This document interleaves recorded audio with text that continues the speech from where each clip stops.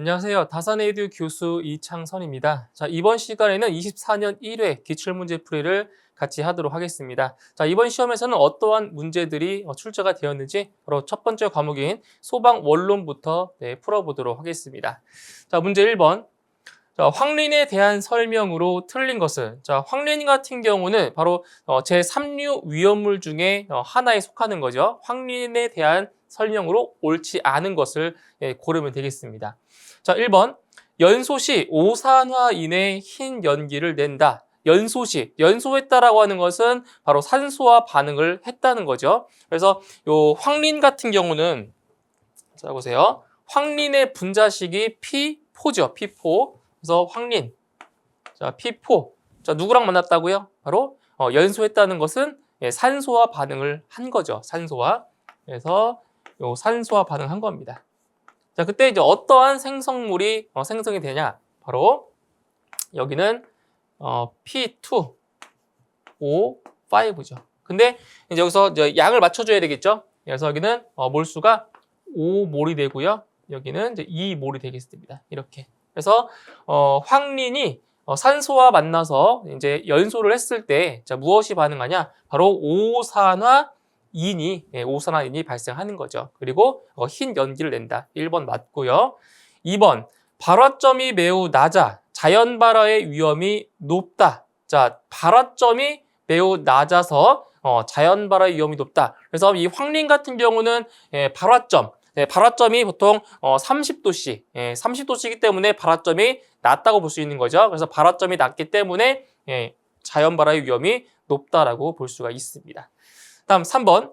독성이 강하고 지정 수량이 20kg이다. 자, 지정 수량이 20kg이라는 것은 상당히 낮은 값입니다. 그러니까 지정 수량이 낮을수록 더 위험한 물질이라고 볼 수 있는 거죠. 그래서 황린은 독성이 강하고 지정 수량이 20kg이다. 3번도 맞는 내용이 되겠습니다. 다음 4번. 자연 발화 방지를 위해 강알칼리 수용액에 저장한다. 아니죠. 황린 같은 경우는 어디에 저장하냐? 이것도 많이 나왔던 거예요. 바로 황린은 강알칼리 수용액에 저장하는 것이 아니고요. 바로 물속에 저장하는 거죠. 물속. 물속에 저장합니다. 그래서 옳지 않은 것은 바로 4번이 정답이 되겠습니다. 4번. 자, 다음 문제 2번. 자, 위험물의 유별에 따른 분류가 잘못된 것은, 자, 위험물 같은 경우는 우리 크게 6가지로 분류하고 있죠. 제1류 위험물부터 제6류 위험물까지 6가지의 위험물로 분류하고 있습니다. 자, 한번 정리를 같이 해볼게요. 자, 먼저 제1류 위험물은 이제 위험물의 성질입니다. 어떤 성질이냐면 바로 산화성 고체이죠. 산화성 고체. 이거 제1류 위험물이고요. 그 다음 제2류. 제2류 위험물 같은 경우는 바로 가연성 액체인 거죠. 그렇죠? 네, 가연성 고체. 액체가 아니라 가연성 고체죠.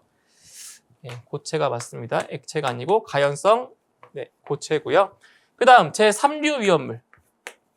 제3류 위험물은 자연 발화성 및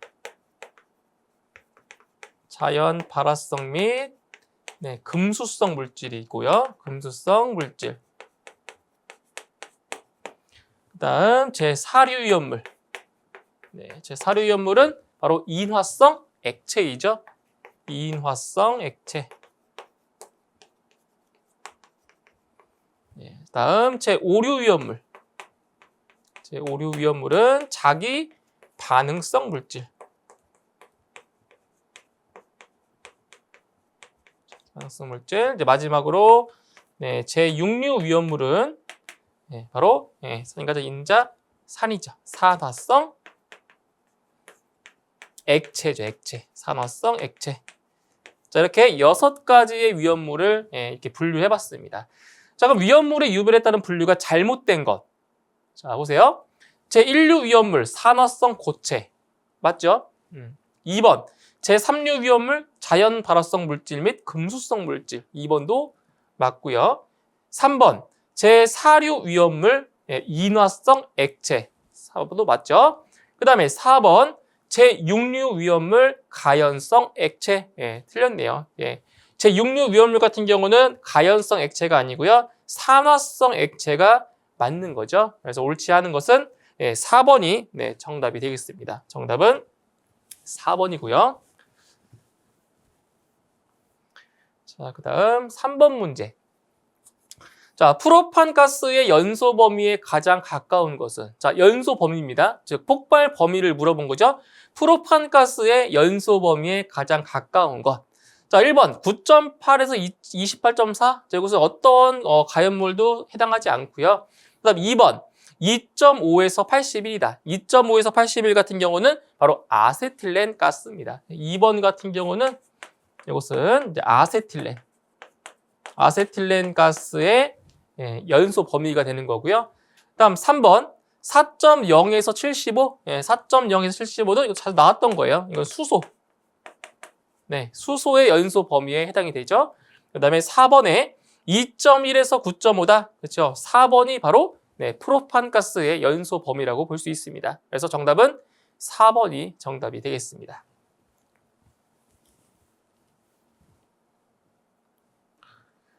자, 다음 문제 4번. 추라가옥의 기둥 등은 발화부를 향하여 파괴하는 경향이 있으므로 이곳을 추라부로 추정하는 원칙은 무엇인가? 자, 이런 거죠. 자, 만약에 여기서 자, 어떠한 가연물이 있다고 치죠. 자, 이것을 이제 나무라고 할게요. 자, 나무라고 할게요. 자, 이제 발화부가 어디냐? 불이 난 지점이 여기라고 했을 때, 자, 여기서 이제 불이 난 거예요. 그때 이 가연물 같은 경우, 여기서 이제 추라가옥의 기둥을 얘기했죠. 이 가연물 같은 경우가 어디로 쓰러지냐? 바로 화재가 발생한 발화부 쪽으로 이렇게 넘어진다라는 거죠. 그래서 이게 이런 식으로 이쪽으로 이렇게 해서 넘어진다라는 거예요. 어떤 방향으로? 발화부의 방향으로. 그래서 이 기둥이 넘어지는 방향이 바로 뭐다? 여기서 발화부로 추정할 수 있다. 이것이 바로 도괴 방향법이 되는 거죠. 여기 나와 있는 도괴 방향법입니다. 이때 이 도괴라는 말이 바로 무너짐, 무너졌다는 뜻입니다. 그래서 이 무너지는 방향이 바로 발화부다라고 추정할 수 있는 법이 바로 도괴 방향법이라는 거죠. 그래서 정답은 3번 도괴 방향법이 정답이 되겠습니다. 자, 다음 문제 5번. 20도씨의 물 분모 소화약제 0.4kg을 이용하여 화재를 소화했을 때 기화된 열량은 몇 킬로칼로리인가? 단 소화약제는 모두 기화되었다고 가정했습니다. 자, 이 문제 같은 경우는 지금 열량을 물어본 건데, 자, 열량 같은 경우는 지금 현열과 자멸 두 가지를 잘 구분하셔야 되는데, 자, 먼저 지금 20도씨의 물 분모 소화약제 0.4kg을 이용해서 화재를 소화했을 때, 자, 기화된 열량을 물어봤어요. 그러니까 모두 기화가 되었다는 거죠. 그래서 이 열량 같은 경우는 일단 현열과 여기서는 자멸을 두 개를 더하셔야 되는데, 자, 먼저 현열 같은 경우는 상태의 변화는 없고 온도만 변하는 것을 현열이라고 하고요. 자, 자멸 같은 경우는 반대로 상태의 변화는 있고 온도 변화가 없는 것이 바로 자멸이죠, 자멸. 자, 그런데 자, 20도씨의 지금 물이에요. 그럼 먼저 이 기화가 되려면 물이 끓어야 되겠죠. 그럼 물에 끓는 점이 몇 도냐? 바로 물에 끓는 점은 100도인 거죠. 그러면 이 물이 자, 기화가 되려면 먼저 20도씨에서 100도씨까지 온도가 올라가야 돼요. 즉 현열이 작용하는 거죠, 현열. 그래서 이 현열은 CM 자, 델타 T로 구할 수가 있고요. 그다음에 자멸 같은 경우는 RM 이렇게 구할 수 있습니다. 공식이니까 암기를 하시고요. 자, 그럼 먼저 현열부터 구해보도록 할게요. 현열. 자, 물이죠. 자, 물의 비열은 1kcal/kg 도씨입니다. 자, 단위는 생략할게요. 1입니다. 물의 비열 1이에요.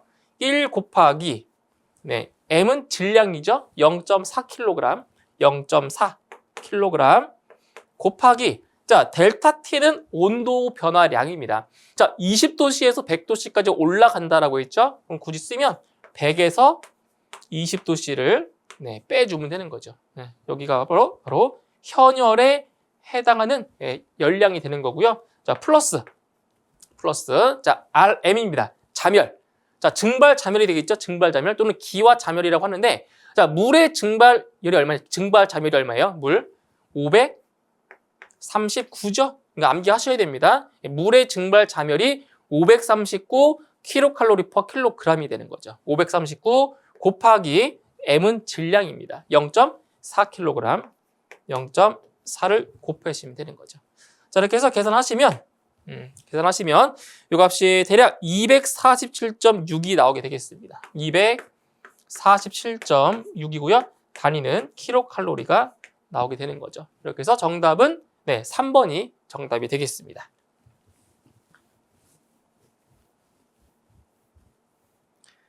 자, 다음 문제 6번. 자, 피난 계획의 일반 원칙 중 풀프루프 원칙에 대한 설명으로 옳은 것은, 자, 보세요. 자, 피난 계획의 일반 원칙 같은 경우는 이 풀프루프와 바로 fail shape 두 가지를 얘기할 수 있죠. 그 중에서 풀프루프 원칙에 대한 설명으로 옳은 것을 찾으시면 되겠습니다. 자, 먼저 1번. 한 가지가 고장이 나도 다른 수단을 이용하는 원칙이다. 1번 같은 경우는 풀프루프 원칙이 아니고요. 바로 fail shape 원칙이 되는 거죠. 1번은 fail shape 원칙이 되고요. 2번. 두 방향의 피난 동선을 항상 확보하는 원칙이다. 이것도 마찬가지로 풀프루프 원칙이 아니고요. fail shape 원칙에 해당이 되겠습니다. 자, 그 다음 3번. 피난 수단을 이동식 시설로 하는 원칙이다. 자, 3번은 이게 풀프루프 원칙이 맞긴 한데, 자, 어디가 틀렸냐? 여기입니다. 이동식 시설로 하는 원칙이 아니고요. 피난 수단을 고정식 시설로 하는 것이 바로 풀프루프 원칙이죠. 그래서 이동식이 아니고요. 고정식이 돼야 맞는 답이 되겠습니다. 자, 3번 틀렸고요. 4번. 피난 수단을 조작이 간편한 원시적 방법으로 하는 원칙이다. 그렇죠. 원시적 방법으로 하는 원칙이다. 이것이 바로 풀프루프 원칙입니다. 그래서 첨단화된 전자식 방법이 아니고 원시적인 방법으로 하는 원칙. 이것이 바로 풀프루프 원칙이 되겠습니다. 그래서 정답은 4번이 정답이 되겠습니다.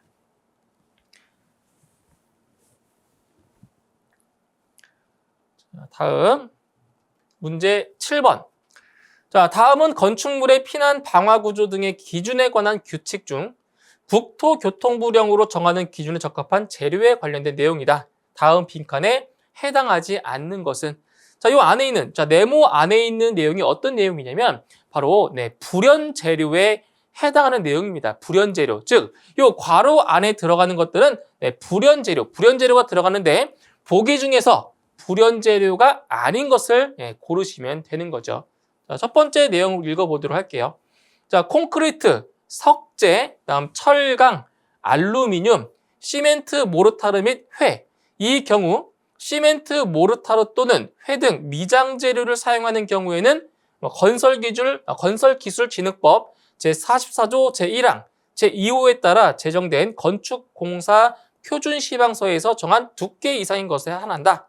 자, 지금 이 괄호 안에 들어가는 게 어떤 재료가 들어간다고요? 바로 불연 재료가 들어가야 됩니다. 자, 그럼 보기를 보실게요.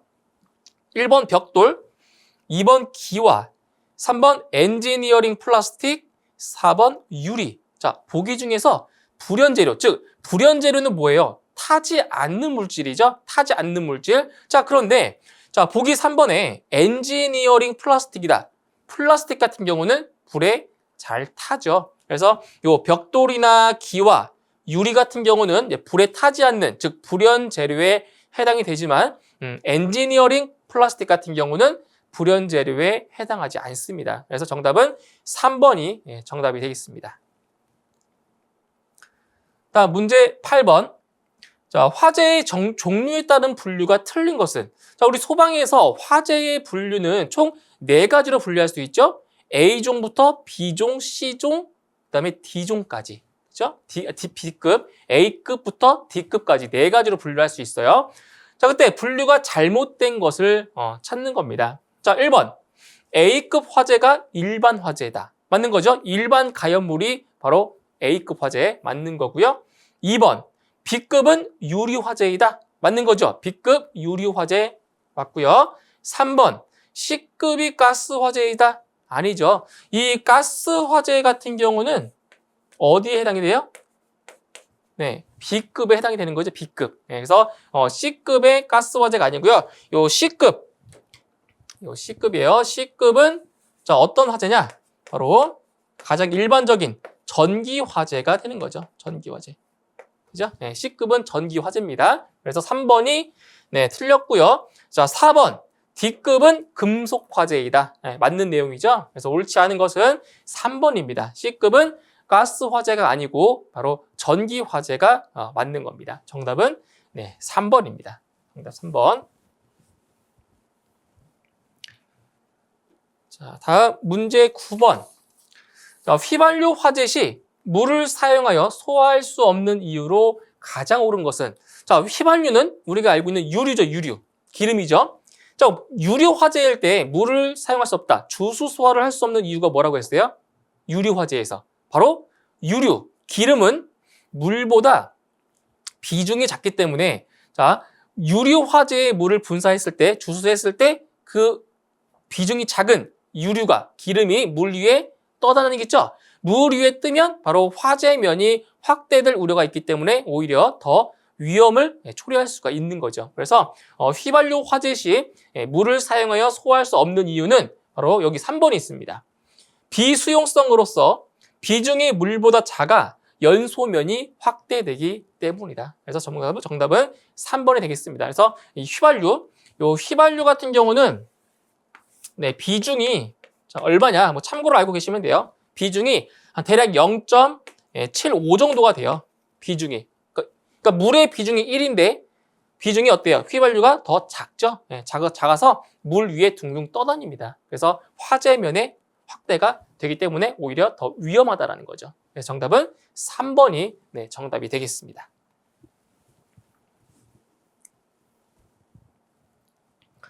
자, 다음 문제 10번. 백드래프트에 대한 설명으로 틀린 것은 자, 백드래프트 같은 경우는 우리가 이제 플래시 오버와 같이 얘기를 할 수 있는 그러한 이론인데 자, 백드래프트다. 자, 이것은 일단 언제 발생을 하는지가 제일 중요하거든요. 이제 백드래프트 현상 같은 경우는 화재 감쇄기, 화재가 거의 끝날 무렵 감쇄기에서 발생하는 현상이죠. 백드래프트 현상 같은 경우는. 그래서 이제 그 실내, 좁은 실내에 이제 뭐 가연물이 이제 연소가 됐을 거 아니에요. 그 가연성 가스가 차여 있는 상태에서 자, 그 실내에는 산소가 부족할 거라는 거죠. 산소가 부족한 상태에서 급격하게 산소가 공급이 되면 바로 폭발한다는 거죠. 백드래프트 현상이라는 것이. 그래서 자, 1번 보실게요. 다량의 가연성 가스가 폭발적으로 연소하면서 폭풍과 충격파를 발생시킨다. 예, 1번 맞는 내용이죠. 2번 화재 초기에 주로 작은 실내에서 발생한다. 자, 보세요. 화재 초기에 발생한다? 아니죠. 백드래프트 현상은 화재 감쇄기에 발생한다라고 있습니다. 감쇄기. 초기가 아니죠. 그래서 2번이 틀린 설명이고요. 그럼 3번에 화재실의 문을 개방하면 신선한 공기가 유입되었을 때 발생한다. 그렇죠. 신선한 공기가 갑자기 공급되었을 때 그때 폭발하는 겁니다. 4번 실내의 온도가 높아 출입문을 조금만 열어 다량의 신선한 공기의 유입을 막아야 한다. 그렇습니다. 그래서 이 공기를 한꺼번에 공급하는 것이 아니라 조금씩 공기를 공급하면 그때는 뭐 폭발할 위험이 없습니다. 하지만 급격하게 한꺼번에 공기를 공급하게 되면 그때는 이제 폭발할 위험이 있는 거죠. 그래서 4번도 맞는 내용이 되겠습니다. 그래서 화재 초기에 발생하는 것이 아니라 화재 감쇄기 때 발생을 하는 것이 바로 백드래프트 현상입니다. 정답 2번이 정답이 되겠습니다. 자, 다음 문제 11번. 자, 인화점이 낮은 것부터 높은 순서로 옳게 나열된 것은 자, 이 문제 같은 경우는 우리 관연도 기출문제에서 많이 봤던 문제 중에 하나죠. 그렇죠? 인화점이 낮은 것부터 높은 순서. 근데 인화점이라고 하는 것은 어떠한 가연물에 불꽃을 댔을 때 바로 연소가 시작되는 온도, 최저 온도가 바로 인화점이 되는 거죠. 인화점. 자, 하나씩 볼게요. 자, 먼저 이황화탄소. 지금 물질이 이황화탄소, 아세톤, 그리고 에틸알코올 세 가지 물질이 나와 있죠. 이 세 가지 물질의 인화점을 알고 있어야 바로 답을 고를 수가 있겠습니다. 자, 먼저 이황화탄소 같은 경우는 인화점이 얼마냐? 낮습니다. 영하 30도C 정도 되고요. 그 다음에 아세톤 같은 경우는 영하 18도C 정도가 돼요. 영하 18도C. 그리고 에틸알코올은 영상 13도C 정도가 됩니다. 인화점이. 그래서 인화점이 낮은 것부터 높은 순서대로 나열하면 바로 이황화탄소, 아세톤, 그리고 에틸알코올이 되겠습니다. 그래서 정답은 4번이 정답이 되는 거죠. 정답은 4번입니다.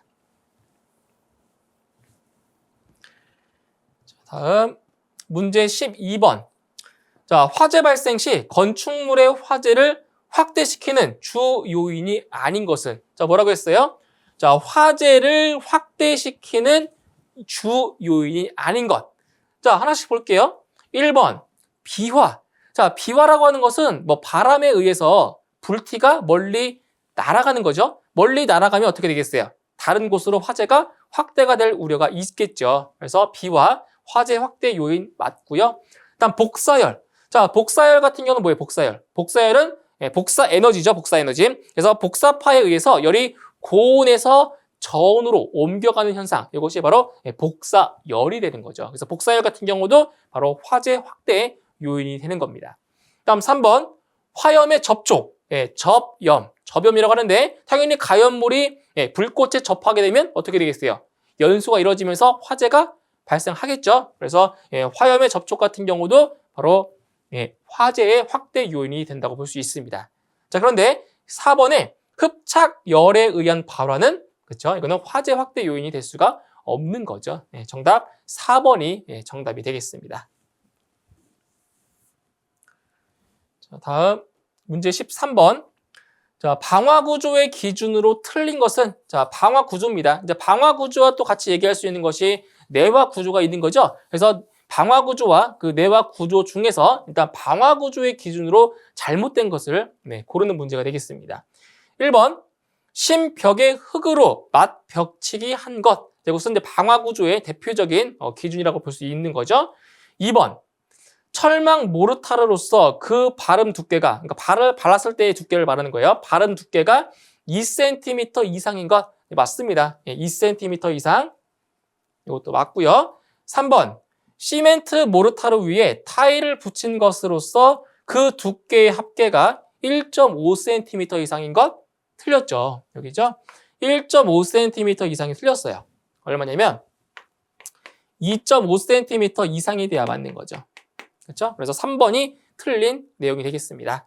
4번 석고판 위에 시멘트 모르타르 또는 회반죽을 바른 것으로서 그 두께의 합계가 2.5cm 이상인 것. 4번 맞습니다. 그래서 틀린 것은 3번 1.5cm 이상이 아니고요. 2.5cm 이상이 돼야 맞는 겁니다. 정답은 3번입니다.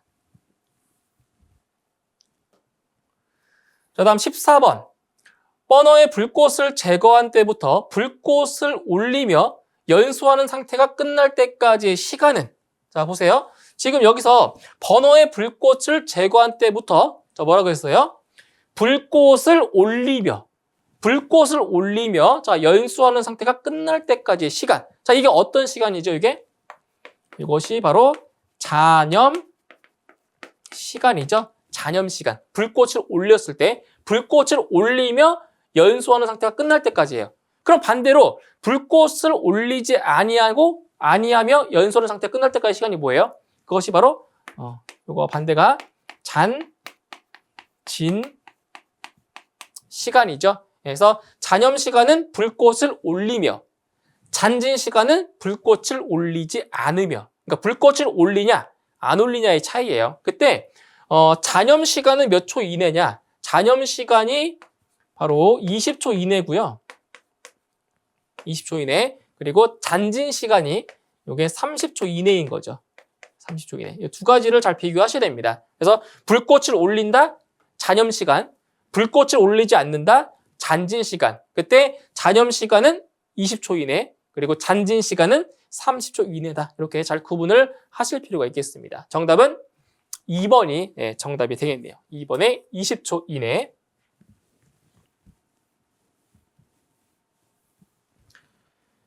자, 다음 15번. 자, 유류 저장 탱크의 화재 중 연료층을 형성, 화재의 진행과 더불어 연료층이 점차 탱크 바닥으로 도달해 탱크 저부의 물 또는 물 기름 에멀전이 수증기로 변해 부피 팽창에 의하여 유류의 갑작스러운 탱크 외부로의 분출을 발생시키면서 화재를 확대시키는 현상은, 자, 이런 거죠. 자, 여기에 지금 유류 탱크가 있다라고 했을 때, 자, 이제 유류 탱크 주변에서 화재가 발생을 했어요. 자, 화재가 발생을 하면, 자, 이렇게 해서, 자, 화재가 이렇게 발생한 겁니다. 그러니까 냄비에 있는 물을 끓인다고 보시면 돼요. 자, 그래서 유류 탱크 주변에서 화재가 발생을 하게 되면 이 유류 탱크 안에 있는 기름이나 물이 들어갈 수 있겠죠. 기름이 어떻게 되겠어요? 끓겠죠. 끓으면 어떻게 돼요? 끓으면 온도가 올라가면서 부피가 팽창하는 거예요. 부피가 팽창하면 이제 어떻게 되겠어요? 이 부피, 이 탱크 안에 있는 용적을 이기지 못하고 이 안에 있는 기름들이 어떻게 되겠어요? 밖으로 이렇게 분출되겠죠. 부피가 팽창하면서 이 분출되면서 이제 화재를 확대시키는 그러한 현상이에요. 이게 뭐예요? 바로 보일 오버 현상인 거죠. 보일. 자, 여기서 보일이라는 뜻이 뭐예요? 보일이 바로 끓는다는 뜻이 되는 거죠. 그래서 이 유류 탱크 주변에서 화재가 발생했을 때 이 탱크 안에 있는 기름이 어떻게 되는 거예요? 끓는 거예요. 끓어서 부피 팽창에 의해서 어떻게 된다? 기름이 탱크 밖으로 분출되는 거죠. 탱크 밖으로 분출이 돼서 화재를 확대시키는 현상. 이것이 바로 보일 오버 현상이라고 볼 수가 있겠습니다. 그래서 이 문제에서 키워드만 딱 보셔도 답을 구할 수 있어요. 자, 어떤 키워드냐면은 이걸 보시면 돼요. 물, 기름, 에멀전. 이런 표현. 에멀전. 이런 표현이 나오면 이것은 보일 오버를 나타내는 거다라는 것을 알 수가 있습니다. 에멀전. 그래서 정답은 1번의 보일 오버가 정답이 되겠습니다. 자, 다음 16번. 제연 설비의 화재 안전 기술 기준상 예상 제연 구역에 공기가 유입되는 순간의 풍속은 몇 미터 퍼 세크 이하가 되도록 하여야 하는가? 자, 근데 제연 설비에 대한 문제인데, 자, 여기서 예상 제연 구역에 공기가 유입되는 순간의 풍속입니다. 예상 제연 구역에 공기가 유입되는 순간의 풍속은 얼마가 돼야 돼요? 바로 5m per second 이하가 돼야 되는 거죠. 정답 4번이 되는 거고요. 4번. 자, 그리고 참고로 자, 배출기의 흡입적 풍도죠. 배출기. 이거 참고로 알고 계시면 돼요. 배출기의 흡입적 풍도 안에서의 풍속 얼마예요? 배출기 흡입적 풍도 안에서의 풍속은 바로 15m per second 이하죠. 자, 이거는 이제 실기 시험에서도 잘 나오는 거기 때문에 이제 기계 분야를 공부하시는 분들은 이거를 암기를 하고 계셔야 되는 부분이에요. 그 다음에 배출기의 토출축. 토출축 풍도에서의 풍속은 좀 더 바람이 셉니다. 20m per second 이하죠. 20m per second. 이게 두 가지도 참고로 같이 알고 계시면 좋겠습니다. 그래서 정답은 예상 제연 구역의 공기가 유입되는 순간의 풍속은 바로 5m per second 이하입니다. 정답은 4번이 정답이 되겠습니다. 정답 4번.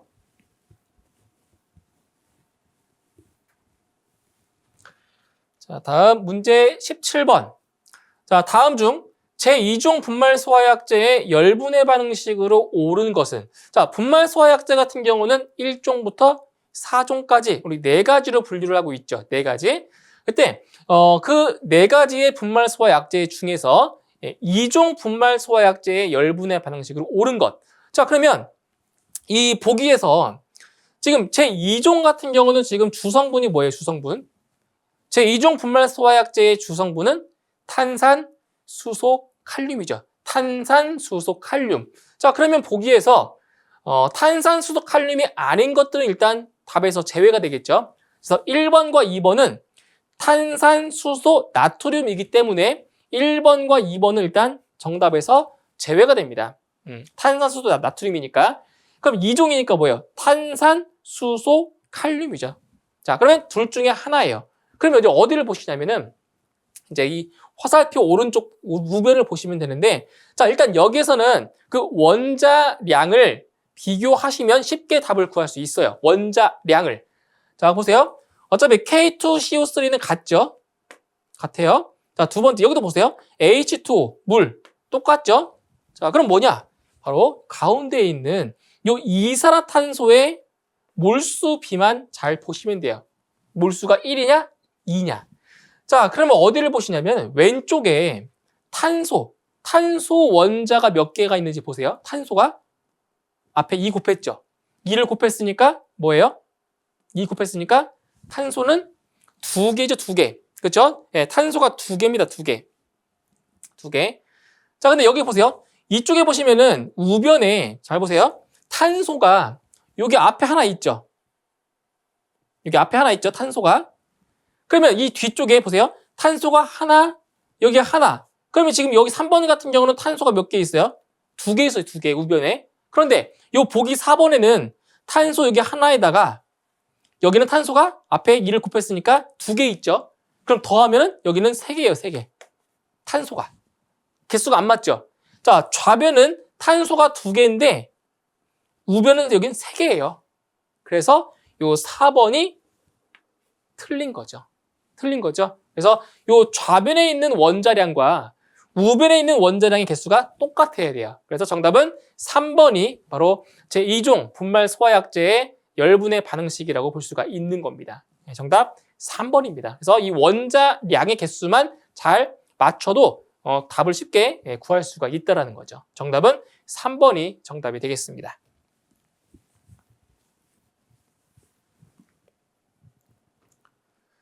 다음 18번. 자, 석유, 고무, 동물의 털, 가죽 등과 같이 황 성분을 함유하고 있는 물질이 불완전 연소될 때 발생하는 연소가스로 계란 썩는 듯한 냄새가 나는 기체는, 자, 보세요. 일단 이 문제에서 어떠한 성분이 포함되고 있다고요? 황 성분.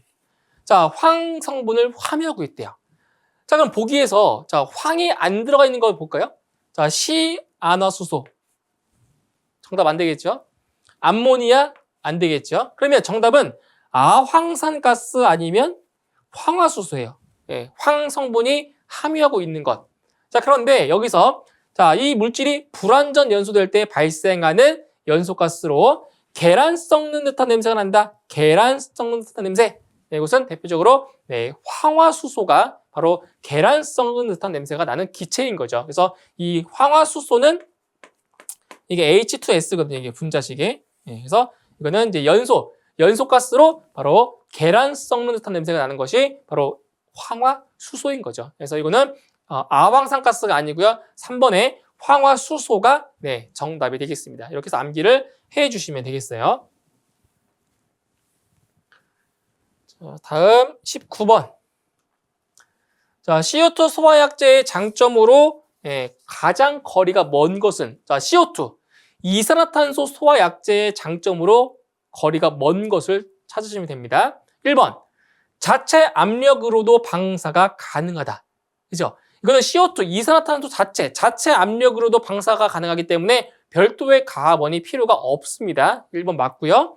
2번 인체에 무해하고 GWP, 이거는 지구온난화 지수죠. 지구온난화 지수가 0이다. 틀렸죠. 요 CO2 이산화탄소는 인체에 무해하지 않고요. 유해합니다. 그래서 사람이 있는 곳에는 바로 이 CO2 소화약제를 방사하면 안 되는 거죠. 인체에 유해하기 때문에.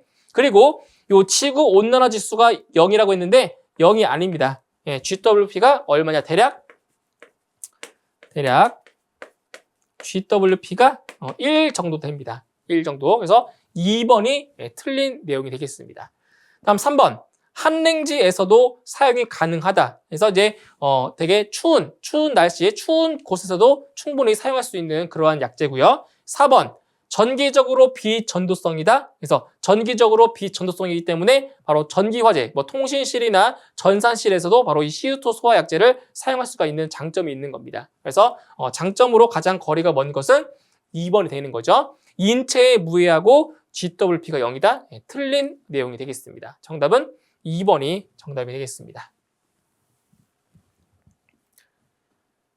자, 다음 20번. 다음 설명 중 가장 옳은 것은, 자, 바로 이제 가연물에 대한 내용인데, 1번 볼게요. 가연물질의 연소에 필요한 산화제의 역할을 할 수 있는 것으로 오존, 불소, 자, 네온이 있다. 이거 뭐예요? 자, 오존과 불소와 네온 같은 경우는 바로 불연성 물질이죠. 불연성 물질이기 때문에 산화제 역할을 할 수가 없는 거죠. 1번 틀렸고요. 다음 2번. 아르곤은 산화, 분해, 흡착 반응에 의해 자연 발화를 일으킬 수 있다. 이 아르곤 같은 경우도 뭐예요? 바로 가연물이 될 수 없는 거죠. 틀렸고요. 3번. 활성화 에너지의 값이 적을수록 연소가 잘 이루어진다. 활성화 에너지의 값이 뭐 할수록? 적을수록. 그래서 활성화 에너지가 뭐예요? 바로 화학 반응을 일으키기 위한 바로 최소한의 에너지, 최소 에너지인 거죠. 그 최소 에너지가 뭐 할수록? 작으면 작을수록 연소가 더 잘 이루어지는 거죠. 그래서 정답은 3번입니다. 활성화 에너지가 값이 적을수록 연소가 잘 이루어진다. 정답 3번이고요. 4번. 인화 온도가 낮은 것은 연소 온도가 높다. 자, 보세요. 자, 인화 온도가 있고 연소 온도가 있어요. 뭐 다른 말로 인화점, 연소점이라고 했을 때 연소 온도가 인화 온도보다는 크죠, 항상. 같은 물질이라고 했을 때. 그런데 일반적으로 자, 인화 온도가 낮은 것은 연소 온도가 높다라고 볼 수는 없는 거죠. 상관관계는 없어요. 그러니까 절대적으로 봤을 때 연소 온도가 인화 온도보다 큰 건 맞아요. 하지만 인화 온도가 낮다라고 해서 연소 온도가 높다라는 그러한 상관관계는 없다라는 거죠. 그죠? 그래서 4번 틀린 내용이 되겠습니다. 정답은 3번. 활성화 에너지의 값이 적을수록 연소가 잘 이루어진다. 정답은 3번이 정답이 되겠습니다.